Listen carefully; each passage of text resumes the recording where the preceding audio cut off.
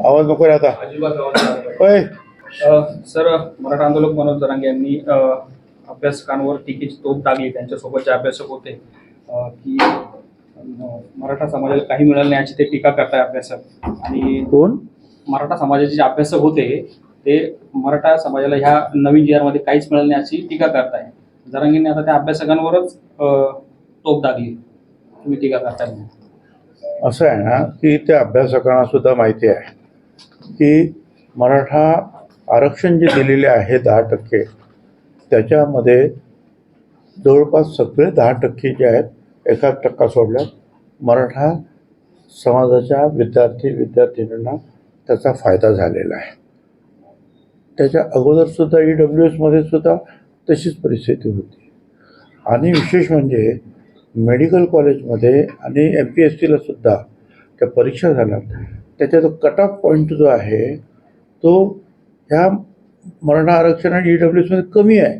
कमी मार्कामध्ये ॲडमिशन आहे. आणि यांचा कट ऑफ पॉईंट जो आहे OBCचा हा त्यांच्यापेक्षा कितीतरी वरती आहे. त्याच्यामुळे तिकडे नुकसान होतं.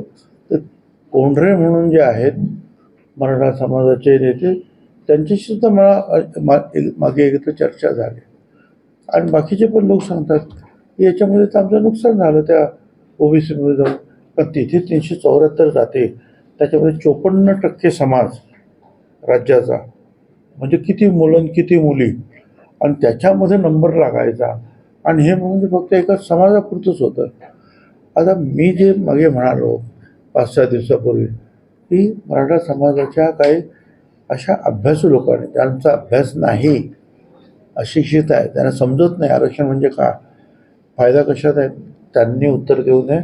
पण ज्यांचा अभ्यास आहे त्यांनी उत्तर द्यावं की भलं कशामध्ये आहे का. म्हणजे त्याच्यामध्ये मराठा समाजाचं नुकसान पण आहे आणि इतरांचं पण नुकसान आहे. साहेब, आंदोलन झालं त्यामागे कोणाचा हात होता असं, जर कोणाचा हात असता तर दंगली घडल्या असत्या. मराठा आंदोलन मागे कोण आहे शोधण्याचा आटोकाट प्रयत्न केला. शरद पवार, उद्धव ठाकरे, एकनाथ शिंदे, राहुल गांधी, पार फडणवीसांपर्यंत नाव मराठा आंदोलनाशी जोडलं गेलं असं काल एका मुलाखतीत. हे बघा, आम्ही कोणाचं नाव घेतलेलं नाही.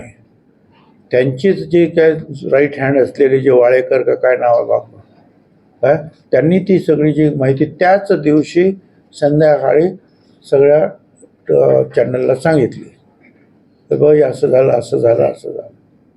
आता मी तर तिथे नव्हतो, म्हणजे तिथे होते त्या लोकांनी सांगितलं की कोणाचे आमदार तिथे होते, कोणी काय सांगितलं, कशा रीतीने पोलिसांवर हल्ले झाले, हे सगळं त्या वाळेकरांनी सांगितलेलं आहे. ते काय त्यामुळे आता बरं त्यांचं जे म्हणणं जे आहे की दंगली केल्या ना तुम्ही, तुमच्या म्हणत जरांगेनं म्हणत तुझ्या लोकांनी बीडमध्ये काय केलं, त्याला काय म्हणतात, एवढंच की दुसऱ्या बाजूने त्याला प्रतिकार झाला नाही.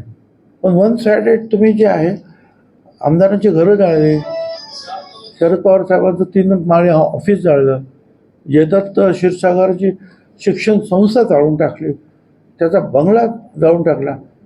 पूर्ण वाचली कशी तरी. त्या प्रकाश सोळंके आमदार, त्याच्या घरात कोयते बिते घेऊन तुम्ही आगी लावल्या. त्या सगळ्यांवर तुम्ही जे आहे ते सगळं केलेलं आहे. आणि त्याच्यानंतर हॉटेलला जाळली तुम्ही, केले ना म्हणा तुम्ही, केले. आणि ते झाल्यामुळे तर छगन भुजबळमध्ये पडला. नाही तर तुमचं चाललं होतं, काय शिवाय देत होते कोण माहीत पण नव्हतं, कोण जरांगे काय मी बघत पण नव्हतो. पण ज्या वेळेला अशा रीतीने तुम्ही पूर्ण राखरांगोळी केली त्या बीडमध्ये, अगदी आमदारांच्या घरांपर्यंत, सामान्य माणसांच्या हॉटेलपर्यंत, तेव्हापासूनच मी याच्यामध्ये आलो. साहेब, त्याचं जे पोस्टर बनवण्यात आलं त्यावरून हाकेंचा फोटो कुठेतरी दिसत नाहीये. असं आहे की मला काय माहिती नाही, मी ते बघत नाही कोण काय, परंतु सगळ्यांचेच फोटो आता प्रकाश शेंडगे वगैरे आहेत त्यांचे फोटो येतात.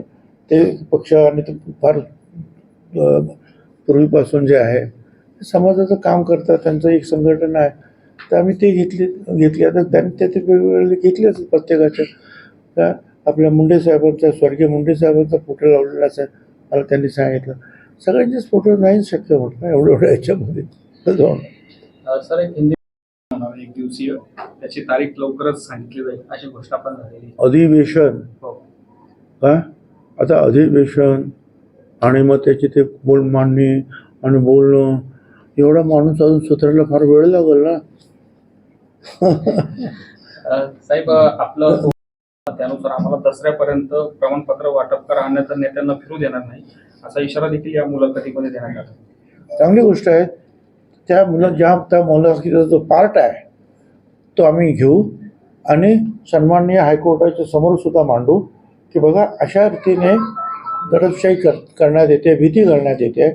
ते दसऱ्यापर्यंत कसे करा द्या, नाही तर कोणाला फिरू देणार नाही. तर दहशतीच्या वातावरणाखाली हे सर्टिफिकेट द्यावं असा प्रयत्न सुरू आम्ही कोर्टात मांडू. साहेब सराटीचं बसणं आहे का रे बाबा माणसं गोळा करून, थोडं सोपं आहे.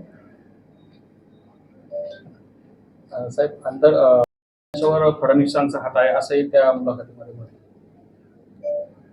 म्हणजे माझ्या डोक्यावर तुमच्या डोक्यात माझ्या डोक्यावर काँग्रेसचा हात आहे, पवार साहेबांचा हात आहे, फडणवीसचा हात आहे, उद्धव ठाकरेंचा हात आहे, तुमच्या एकनाथराव शिंदे यांचा हात आहे आणि सगळ्यात जास्त म्हणजे जनता जनार्दनांचा हात आहे आणि येवला लासलगावच्या मतदारसंघाचा माझ्या डोक्यावर हात आहे. काय करणार सांगा. साहब दिल्ली मनोज जरांगे जी ने कल जो मुलाकात दी उसमें कहा है कि अगर हमको दसरा तक ओबीसी सर्टिफिकेट नहीं मिला तो हम किसी भी महाराष्ट्र के नेता को गली में फिरने नहीं देंगे. देखो सुप्रीम कोर्ट का एक जजमेंट है, उसमें कहा है कोई अगर पॉलिटिकल पार्टी लीडर या कोई आदमी दबंगगिरी करके दादागिरी करके प्रेशर डाल के अगर करता है तो वो गलत है, वो नहीं करना चाहिए. सरकार ने इसके ऊपर ध्यान देना चाहिए. ये सुप्रीम कोर्ट का जो है जजमेंट आया है इसमें लिखा हुआ है. तो ये तो अच्छा है. हम बताएंगे देखो क्या हो गया, क्या कर रहे हैं लोग.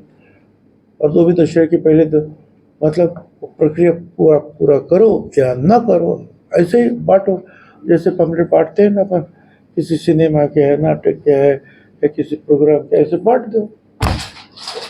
Thank you.